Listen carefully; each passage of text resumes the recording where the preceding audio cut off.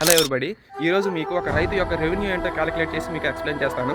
It means ఒక వరి పంట వేస్తారు కదా, డే 1 నుండి డే ఎండ్ వరకు. సో ఈ డే 1 నుంచి ఎంత పెట్టుబడి అయిందో, అలా ఎంత క్యాలిక్యులేషన్ చేసి ఆఖరిన ఎంత లాభం వచ్చింది అనే దాని గురించి మీకు ఎక్స్ప్లెయిన్ చేస్తాను. ఎందుకంటే దీనిపై ఒక విషయం మీకు చెప్పాలనుకుంటున్నాను.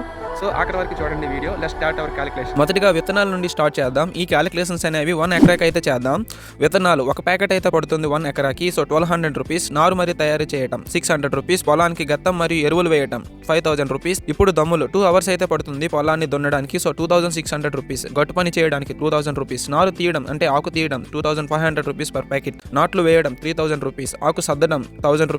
ఎరువులు వేయడానికి కాంప్లెక్స్ మరియు యూరియా కలిపి 1900 రూపీస్ పడుతుంది. మందులు స్ప్రే చేయడానికి 500 రూపీస్. మందులు కొనడానికి అండ్ 500 రూపీస్ మందులు కొట్టడానికి ఛార్జ్ చేస్తారు. సో 2 టైమ్స్ అనేవి స్ప్రే చేస్తారు. So 2000 rupees. కలుపు తీయడం కోసం 1500 రూపీస్. నవ్వు కోత టైం వచ్చేసింది. సో కోతలకి 1 ఎకరాకి 4000 రూపీస్ పడుతుంది. అండ్ మోత మోయడానికి ప్లస్ కుప్ప పెట్టడానికి 4000 రూపీస్ పడుతుంది. ఫైనల్ గా నూర్పు చేయడానికి 2 అవర్స్ అయితే పడుతుంది పర్ ఎకరాకి. So 2500 rupees. నూర్పు నూర్చాక ధాన్యాన్ని ట్రావెలింగ్ అంటే ధాన్యాన్ని మిల్లుకి తీసుకెళ్తారు కదా, సో ట్రావెలింగ్ ఖర్చు అనేది 1200 రూపీస్ అయితే పడుతుంది. సో అన్నింటినీ ప్లస్ చేయగా 35,000 రూపీస్ అయితే వస్తుంది. సో ఈ 35,000 రూపీస్ అనేది పెట్టుబడి. ఇందులో సొంత మనుషులు ఉంటే 5,000 లెస్ అయితే చేసుకోవచ్చు, లేదంటే ఇంత అమౌంట్ ఇన్వెస్ట్ అవుతుంది.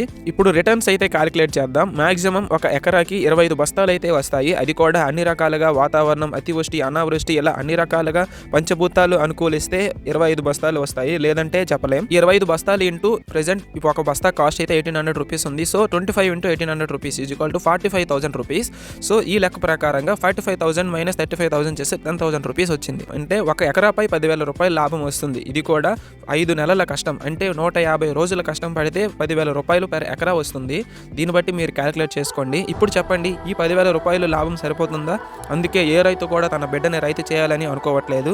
ఇప్పుడు గవర్నమెంట్కి క్వశ్చన్ అడుగుతున్నా, ఇది ఎగ్జాంపుల్ మాత్రమే. ఒక మూవీ రిలీజ్ అయ్యేటప్పుడు పెట్టుబడి ఎక్కువ అయింది, టికెట్ రేట్ పెంచండి అంటే గవర్నమెంట్ తప్పకుండా పెంచుతుంది. మాకు బస్తా 1800 కాదు, మాకు కూడా రేట్ పెంచండి అని నేను అడుగుతున్నా. సో ఇదే ఈ వీడియో యొక్క మెయిన్ ఉద్దేశం. ఈ వీడియో మీకు ఎలా అనిపించిందో కామెంట్ చేయండి. అలాగే ఈ వీడియో ఎక్కువ మందికి తెలిసేలా షేర్ చేయండి. And thank you for watching guys. Jai Hind and see you on next video.